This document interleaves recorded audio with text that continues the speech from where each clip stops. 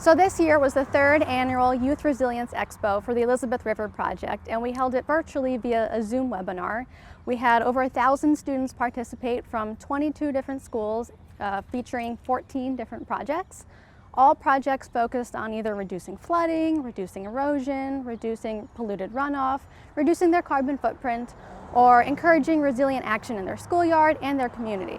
So a lot of these students started the year off virtually, and so they became the architects and started planning the projects and figuring out what they could do.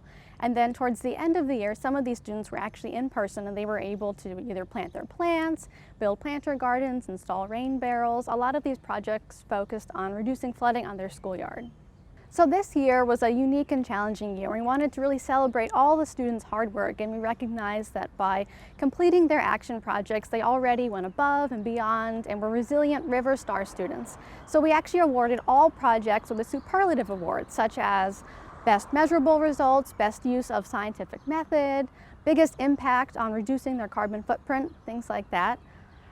This year we awarded the Above and Beyond Award to Camelot Elementary School. Their project, we felt, went above and beyond. They just tackled their resilience from so many different levels. They made planter boxes, they planted native plants and trees, they installed rain barrels, and they also created a long-term maintenance plan, which is really important because it'll mean that every year, year after year, the fourth grade students will continue to maintain their rain garden and their planter boxes and encourage the resilient action for years to come.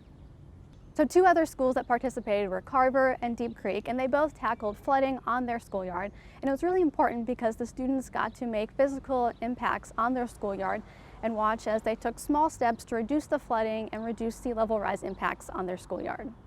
Additionally, students from Western Branch worked to reduce their carbon footprint, and they cleaned up a lot of trash and they got reusable water bottles, and they cleaned up a lot of plastic on their schoolyard. Students from Greenbrier and Truett worked to prevent erosion on their schoolyard. These students worked to make a positive impact on their schoolyard and see how firsthand their actions can help. Through hands-on innovative programs, students learn to take effective actions and make decisions regarding sea level rise resilience on their community and in the Elizabeth River watershed. So these students are tomorrow's world changers, and one day they're going to grow up to be adults, and we hope that they continue to take these resilience actions with them.